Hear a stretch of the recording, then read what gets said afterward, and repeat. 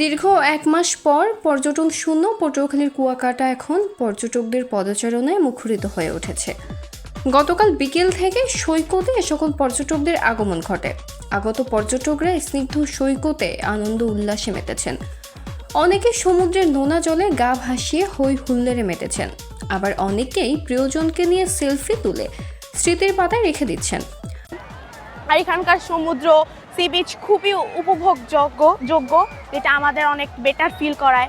এখানকার হচ্ছে ওয়েদারটাও বেটার, মানে একবার হচ্ছে একটু ঠান্ডা প্রকৃতি থাকে, একবার বন্ধর পরে ছুটিতে আসলাম, তো এইখানে এসে যা দেখলাম আমার কাছে খুব ভালো লাগতেছে। এবং ঈদের ছুটিতে আজকে কুয়াকাটা এসে আমি খুব আনন্দিত, খুব ভালো লাগছে।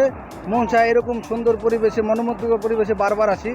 আমরা ফ্যামিলি সহ, ছেলে মেয়ে হাজব্যান্ড ফ্যামিলি সহ ঘুরতে এসেছি, কারণ এটাকেই বেছে নিছি যে এত সুন্দর, এর প্রাকৃতিক সৌন্দর্য এত নয়নাভিরাম যে মনে হয় যে পানি এবং আকাশ মিশে গেছে, এবং এখানে সবার যে ঢেউয়ের যে পায়ে এসে ছিটকে পড়া, এটা খুব ভালো লাগে।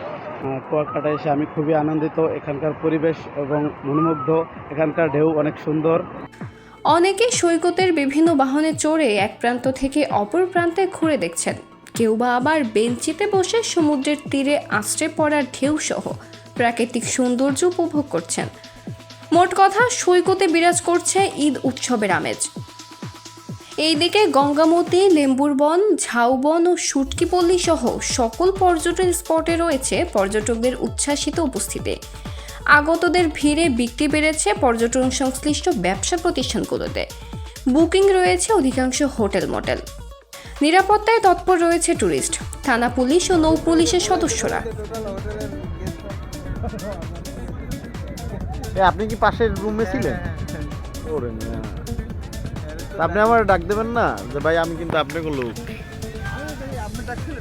আরে হ্যাঁ, আসছে তো আমরা পাইনি, মিস্টেক করলাম, লেট হয়ে গেছে।